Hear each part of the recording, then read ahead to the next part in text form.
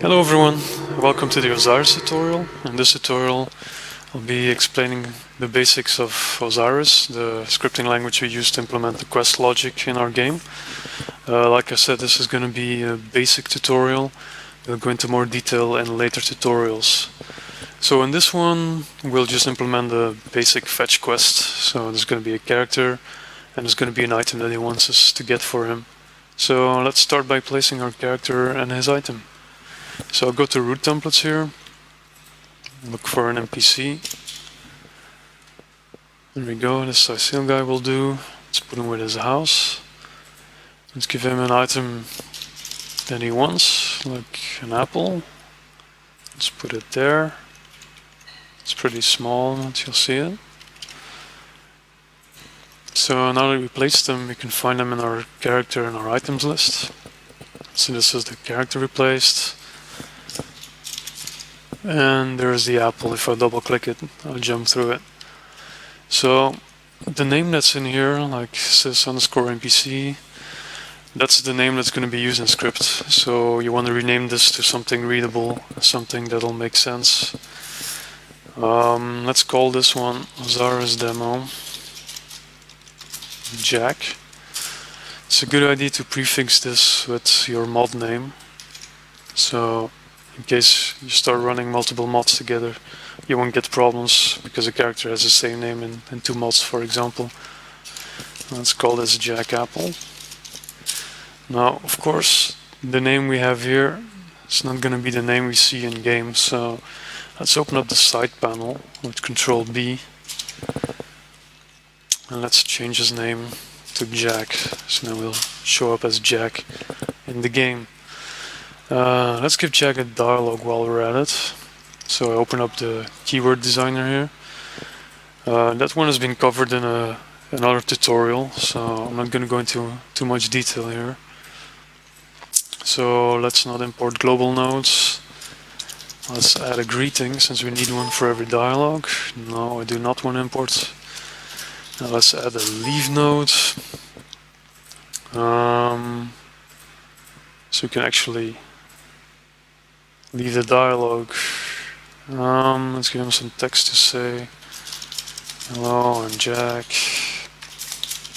How are you?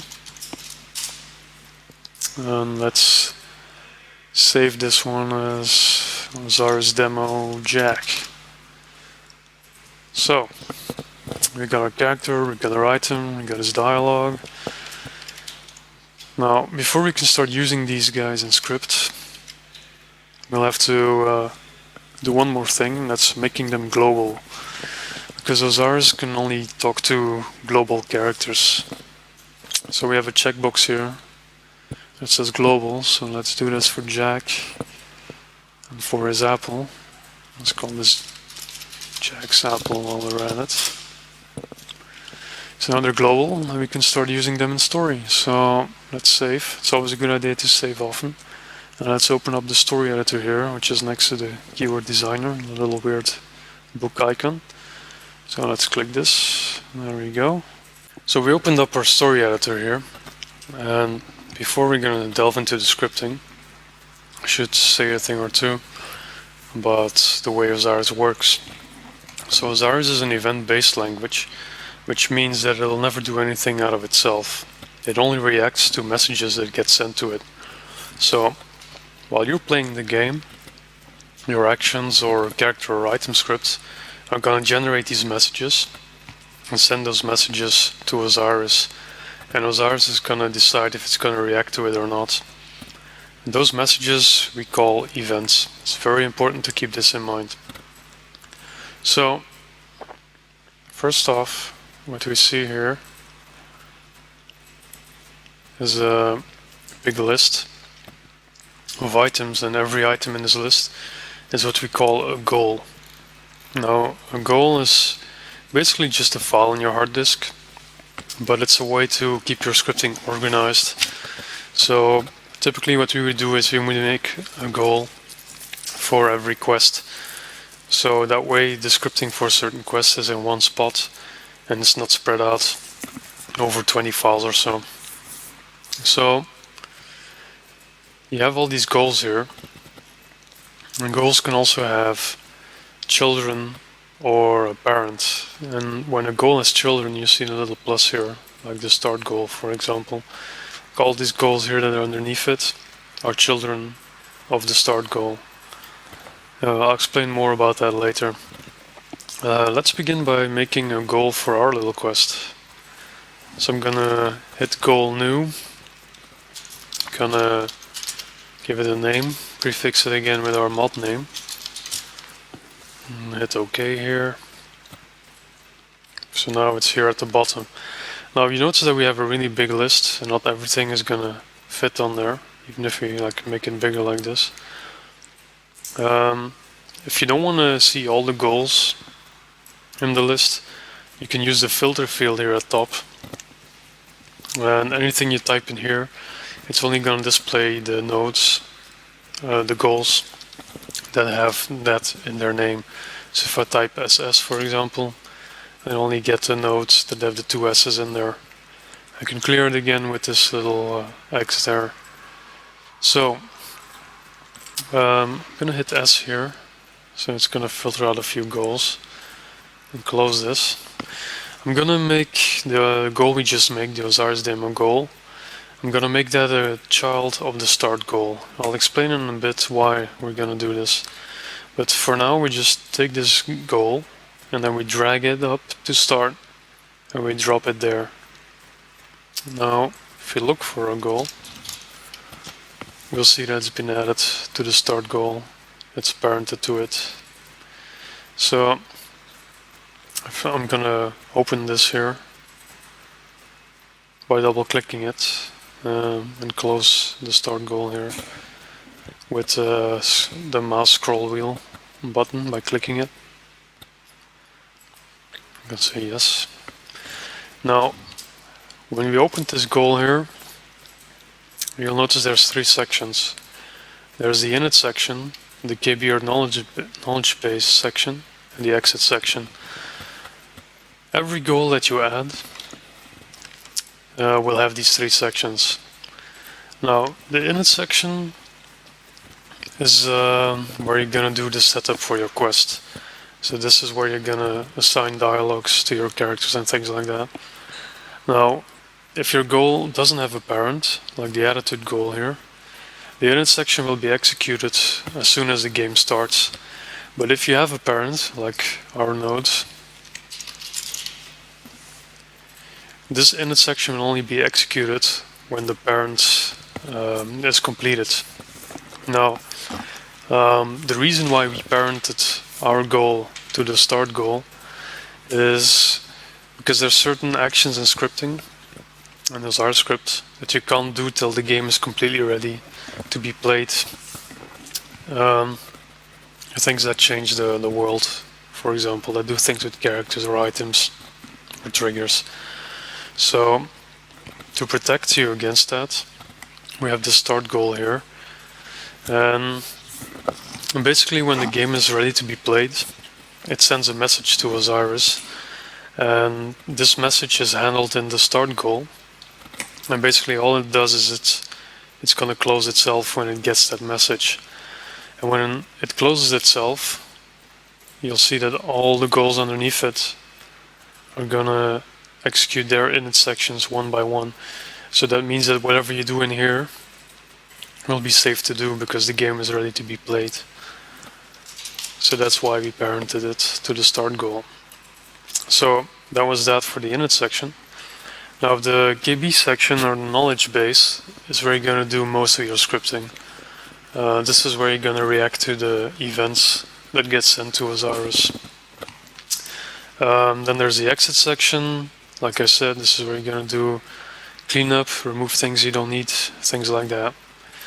Now, remember I said that the character and his apple needed to be global before Osiris could talk to them.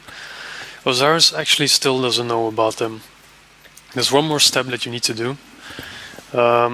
Because Osiris keeps a list of every global character, item and trigger in the game. And this list is not made automatically. It's because it's time consuming. And it would just be annoying if it would happen every time you place a global. So we'll have to do it manually. So we go to File here, and we hit Generate Definitions. And this is going to build the list for us of every global character, item, and trigger in the game. So we hit that. And this is going to take a bit. Well, it's not too bad. It's going to say success. So now Osiris is ready to use our character and the item that we placed. Now, the first thing we'll do is assign a dialogue to the character, the dialogue we just made. And the way we do that is we go to the init section of our goal, where we do this setup, and we're gonna type db_dialogues, open the parentheses, and we're gonna add our character. You can see that the autocomplete pops up, and we're gonna accept this. We hit enter, and it filled it in for us. And then we're gonna have to write the name of the dialogue. So I'm gonna open the quotes here. It's called Osiris Demo Jack, I think. Close the quotes, close the parentheses, add the semicolon. Now, basically what we have in this line, if we go back to our characters list here, you see that Osiris Demo_Jack is our scripting name. That's this bit here. And there's a character underscore that has been put in front of it. That's because Osiris keeps track of what type of object something is. Like in our case, Osiris Demo Jack is a character, so it gets character underscore in front of it. Now this here is the name of our dialogue and is what we call a string, which is basically just text. And you write text between quotes, so you can tell it's red as well. If you forget the closing quote, you see that this is still red, and you also get an error. So we close it again. And don't forget about this semicolon here, because you need it. So now we have our dialogue defined. And actually I'm gonna double check if I use the correct dialogue name. Looks like it. So we have our greeting when we talk to him. I'm just gonna say this. We got our leave, and I noticed I made a little mistake here. The leave needs to be show at start, and let's make it last keyword as well. Last keyword will put it at the bottom of the list, and show at start means that the node will show up as soon as a dialogue starts.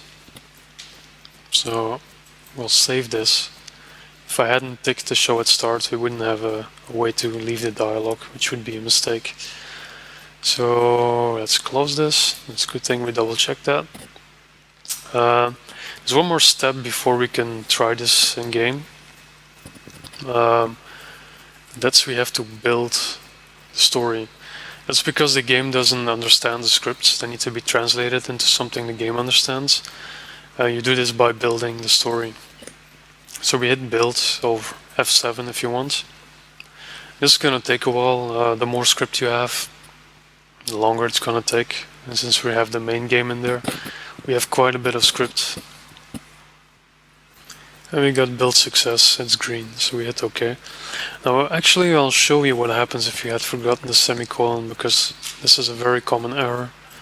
So you'll definitely run into it. So let's make this a bit bigger. This is where the errors are going to show up. So now if I hit F7 to build, he says errors reported, and it's red here. And then here you see where the error is. If I double click this, it'll jump to the line and highlight it. So I'm going to put the semicolon back and build my story again. And we got our build success. So now we're ready to try this in game actually. So let's teleport next to our guy. You do this with the T key, and everywhere where your mouse is pointing, it's gonna set your party. So then we hit escape to go into game mode. This is gonna take a while in the beginning since it's initializing the whole story. There we go. You can run around. Then we can talk to him. Hello, I'm Jack. And we leave. Now the good thing is the dialogues thing that we used, it's not magic, it's something that was made for the main game. It handles companions and threatening of characters and things like that. So we have our dialogue working in game now. It's time to get on with the rest of this scripting. Now we noticed that it doesn't actually give you the quest at the moment, so let's do that first. Let's go back to the keyword designer, open our demo here.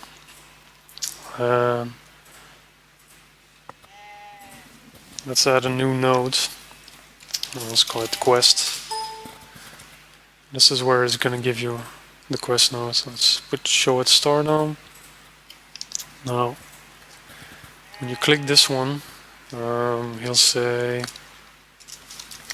you can go get my apple if you don't mind. So now he's actually going to give us the quest, but the thing is, if we keep clicking this node, he's going to keep saying this line, and we don't want that. And the way to prevent this is by adding conditions to your text. So you probably have noticed here that on the text line here, there's a conditions box and an actions box, and same for the node here, there's a conditions and there's actions. Now the way it works for both is the same. You'll only get a node or a text line in game if all the conditions here are met. And it's gonna do the action part as soon as a line is shown in game or if a node is clicked. So basically the way to prevent a node from showing up more than once, a line I mean, is by adding a condition check to it. Now, the way we're going to do this here is we have something called flags in the game. And flags are just Boolean values. That means it's a value that's either true or false. So we're going to use this to make sure our line only shows up once. And there's actually two kinds of flags in the game. There's local flags and there's global flags. Now, global flags are going to be flags that can be used anywhere. Local flags are flags that can only be used in the dialogue itself, in this particular dialogue, and other dialogues can't read the value of that local flag. Now the way to do this is we're gonna add a condition to it. So we're gonna put our cursor here in the conditions box. I'm gonna type condition. There's autocomplete on this as well. So we hit tab.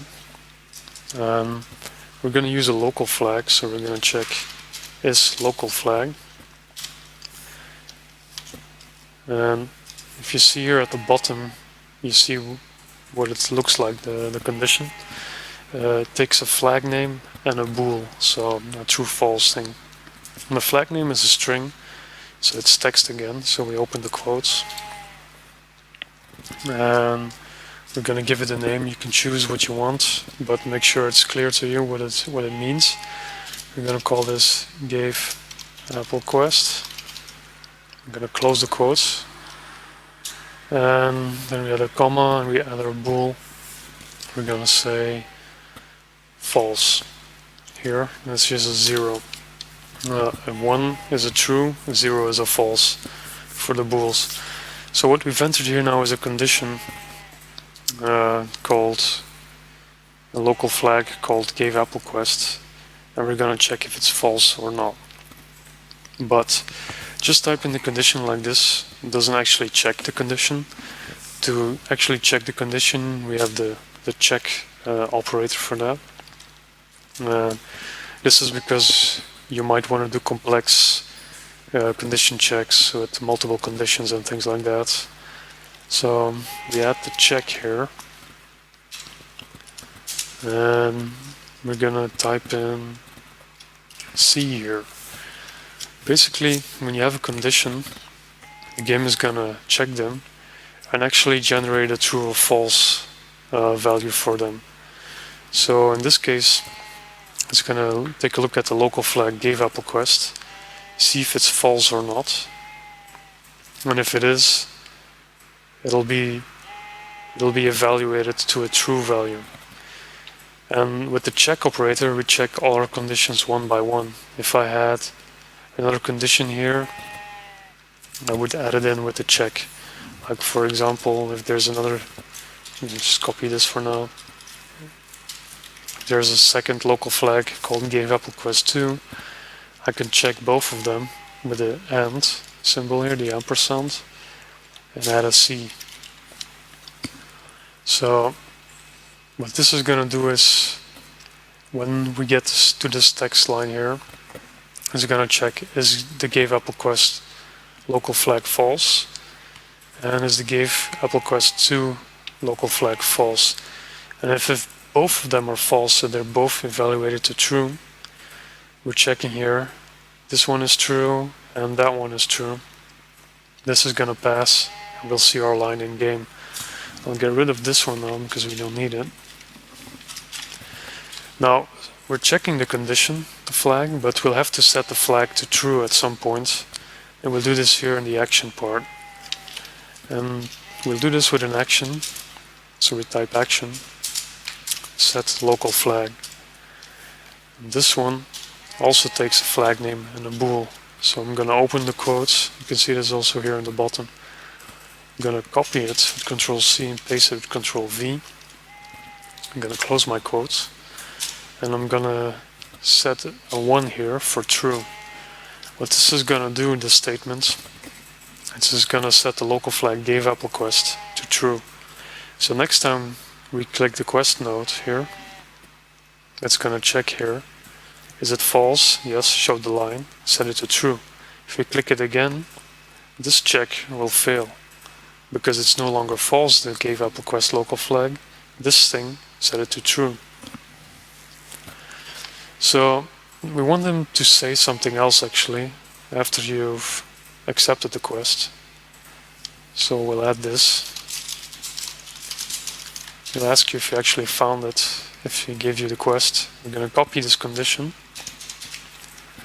We're going to copy it in here. Now we want this line of text only to show up when we actually gave you the quest.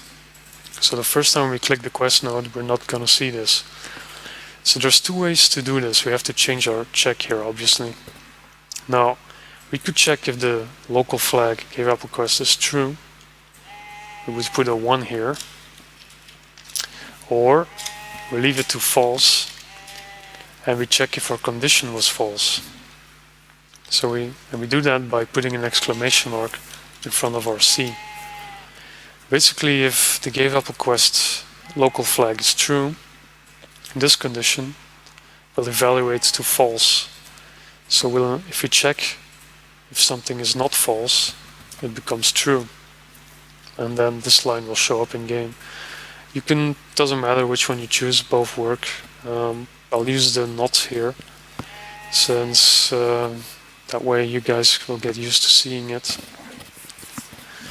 There's one tricky thing here actually that I should explain.